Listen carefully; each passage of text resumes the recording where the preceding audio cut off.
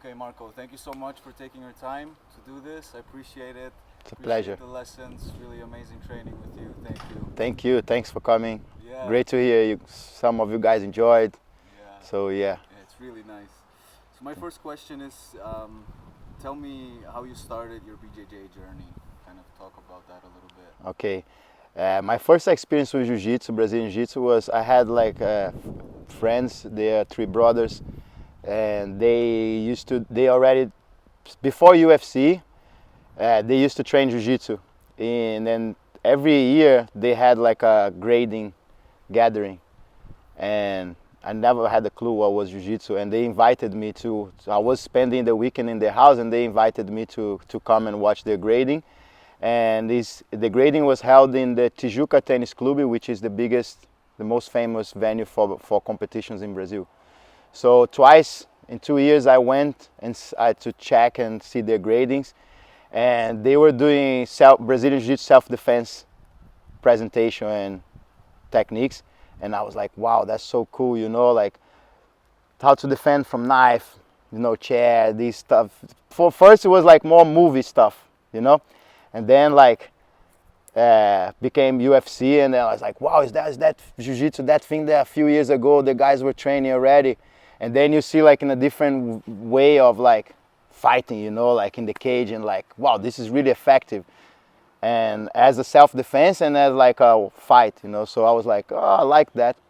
And also the fact that I saw Royce Gracie in the gi, skinny guy beating all the guys, and there was a gym close to my house, and a few friends were attending, joined, and they invited me. So that was my first, I had contact with Jiu-Jitsu, and then a few years later I joined the gym.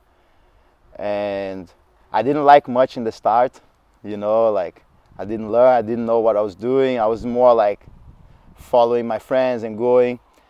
But it's funny because none of them kept training, and I was the last one to join, and I was the only one that still trains. So, but yeah, that was my first contact with Jiu-Jitsu, and the reason I started was mainly because it was a cool thing to do in Brazil, and especially in Rio de Janeiro at the time. But then I fell in love with it. Nice. Yeah. So I read a little bit about your biography, and it said you started with judo as well.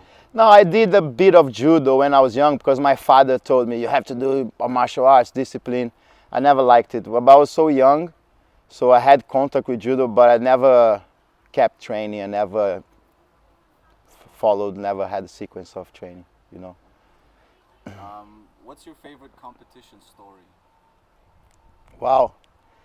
I think every competition there might be a situation or something you take or learn. I think one competition all of them, there's like stories and things you learn, and but I really, there's one that was one of my first Jiu-Jitsu competitions as a black belt, because I didn't compete at all as a brown belt. I was finishing my degree in university, so I didn't compete. And then I think my third or fourth competition, I fought Megaton, and it was I won, but I almost lost. He almost tapped me like 10 times during the fight, but it was a huge experience because I was winning on points, and my coach, not my coach, but the guy that was in my corner, yeah, he kept saying, it's only 15 seconds. I was in a omoplata, I think he's like, 15 seconds, don't give up, don't give up. And after like 30 seconds, I look at him, he's like, man, where's the 15 seconds gone? Like, what? And he started laughing outside, but it wasn't 15 seconds. It was a minute and 30 seconds left. So he because he made me believe it was not long left, I was able to survive. And we learned that is a lot in here, like if you go negative and like, oh, it's a minute and a half, I'm gonna give up. So he made me realize that you can always go further, you can always try. And he tricked me, right, with that 15 seconds, but it was a minute and a half. But I think that was a big lesson for me, like in never give up, and always like there's always a way that the fight is over, you can keep fighting, to the end, to the last second. And then I won on points. So it was a big experience because he almost tapped me like 10 times during the fight. But it was a big lesson. It's right in the start of my competition as a black belt, you know. So it was a good experience that taught me a lot. Tell me, what should white belts focus on the most? Oh, like nowadays, like I think there's so many things. The white belts, like I think I said that the white belts are more like the purple belts from years ago, from like when I started. You know, the level is so good, like it's never stop evolving. So you guys have a lot of information now, not you, but the white belts. So before the mentality was keep secret. Teams wouldn't share secrets, you know, and now like people share a lot and post videos, and this make easier to learn. And you guys can, I mean, the guys can watch a video and practice without the coach. But you need to have a coach. You need to have someone that's gonna drive you on the right path, and after that you start finding more options and more stuff. But I think they need to focus and learn a lot of drills. Won't teach them, will get like reaction, but won't teach them the refining the positions, you know. So I think refining techniques and learning the concept behind each technique is very important, because if they have that, it's going to build a solid base for the future. And building a solid base for the future is what's going to make them a good black belt in the future, you know. So I think like focus on basic, you know, watch videos, fancy techniques, but focus on the base, on the solid. Remember, like if you know how to defend, you know how to attack, you know. And I have a concept that I learned from my coach is defend, control, attack. If you don't have control, you can't attack. And if you don't have control and you don't have defense, you're always going to be in trouble, you know, you're always going to be like behind. So I think like this is important for them, you know. Which part of your game are you working on right now? There's always things that you need to practice and get better, you know, like I did more gi for sure for my whole life, but I really like no gi. And one thing that I still like, is not my first goal, but it's heel hooks. We all need to learn. It's a thing that we neglected for so long, and now it's hitting on us now, like years and years after, you know, like something that before, I remember in Brazil years ago, like, so if you attack, even toe hold, leg lock, people would say, you don't have jiu-jitsu, you just attack leg lock. I think that's like, they are scared of tapping and learning how to not tap and using as excuse. So I think that's like now knocking on our door, like something that we neglected for so long. So I would say, I always work on my wrestling when I have chance, or standing, but basically I think heel hooks, and you know, it's something that a lot of black belts that have a lot of experience are learning now, you know, because it's coming out and it's more obvious. So I have to work everything, even things I know I should be working to keep the timing and the good reaction and timing. But if there's something I would say, yeah, definitely heel hooks, I think. Who was your toughest opponent? Ooh, there's so many. Megaton for sure was one of them, because I was young, not young, but didn't have mature, like I wasn't mature at black belt. So he was definitely one of the toughest one, because he was very experienced. But I fought one guy called Vinicius Marinho from GF team, and he was amazing. I watched him, and then my first competition as black belt, I won my first match, and then I had him in the second round, and he destroyed me. Well, that was a good lesson, you know. I even swept first, like pull guard, and we scramble. I went on top, and I could see he's like, oh, he swept me. So he balloon sweep me, took my back and tapped me quick. So yeah, he was definitely one. And I have like there's always good rivals that we fought, like after years as black belt, we fought like 5-10 times, you know. So there are many guys. But I would say like Vinicius Marinho from GF team. There's another, his cousin Gabriel Rainho, which is a guy I'm friends with, and we're like mat rivals. We competed a few times. He won twice. So, but yeah, there's tough guys all over the place, you know. Yeah. Yeah. Nice. If you had to coach someone for their first competition, what would you make them focus on? I would say don't focus on winning. Winning is always important, but try and relax and put in practice things you've been learning. You know, try listen to us outside to the instructions, even though it's gonna be hard because it's gonna be wild the first one. You know, like you probably can't even listen to the coach what he's saying. But yeah, just enjoy. Don't get frustrated because it's gonna be the first lesson. Maybe you win, but if you don't, if you lose, that's gonna give you the taste. You know, like wow, I love it, or like oh, I hated it. And to be honest, it took long for me to enjoy competing. Because if you get beaten up, you're like, oh, this is too hard, I don't like, and the guys maybe trained more or were better prepared. So you can't be afraid of losing. Losing will teach you a lot. And we probably learn more losing than winning. You know, so I would say don't be afraid of losing or not fighting. You know, like fight, lose, do mistakes. Every time it's going to get a little bit better. You're going to feel more comfortable in the mat, in the competition, and with the people watching you, the surrounding. So as more as you do, quicker you will be feeling comfortable with, and then the result will start coming. Don't expect result in the start. Expect like experience to then in the future, if you want to keep competing, then you should be like focused on more result, you know. So when did you start liking competition? As a black belt. I competed a lot as a blue belt, as a yellow belt, as a purple belt, you know. I didn't go far in many competitions as blue belt or purple belt, you know. In the Worlds, I remember I had a good run in the Worlds in 2006 as a purple belt. I trained a lot, and I was losing the Brazilian nationals in local, regional competitions. I was losing the first round.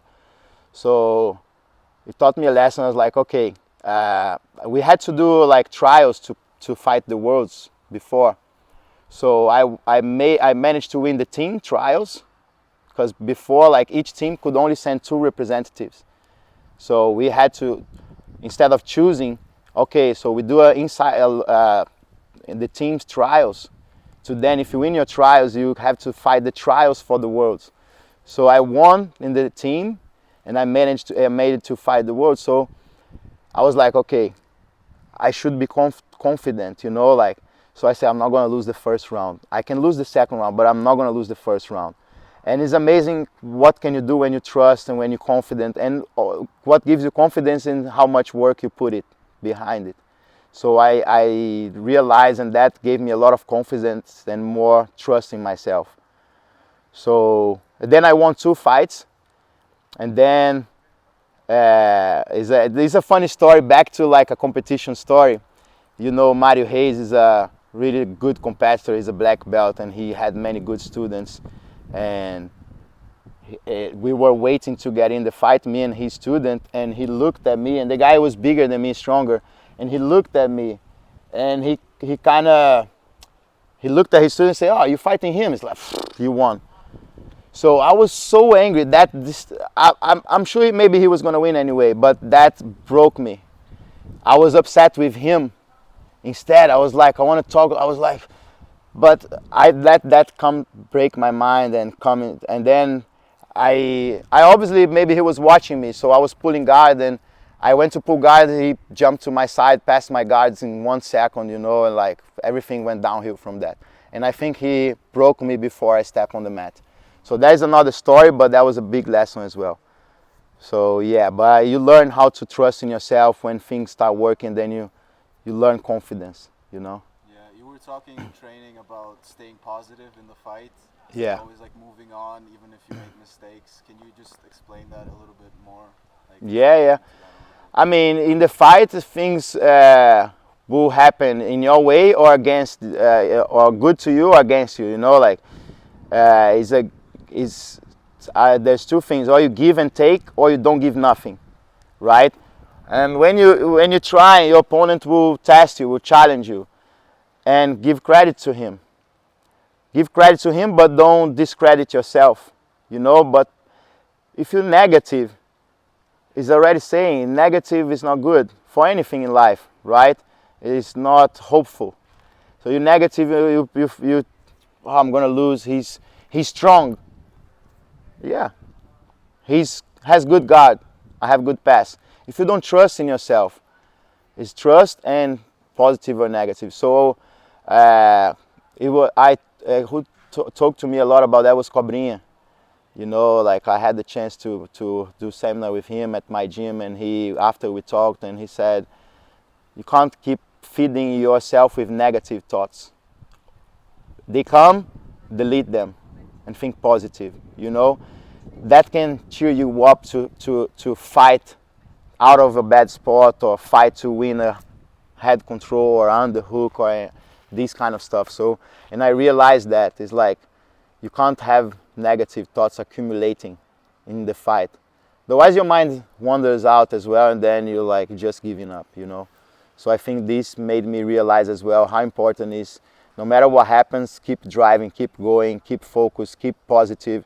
You can overcome. If you're not hopeful, if you don't have hope or positive for you're gonna get out or you're gonna improve from there, then you probably get another bad. Like the things can get worse, you know. If it's bad, don't make it worse. Go from bad to improving slowly, you know, positive. Did you ever feel like quitting jiu-jitsu?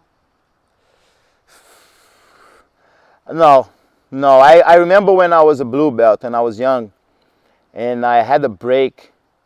I was 16 or 17. I had a break because I said, I'm gonna have a break. I'm gonna go and do weights and get stronger, and then I come back stronger, you know.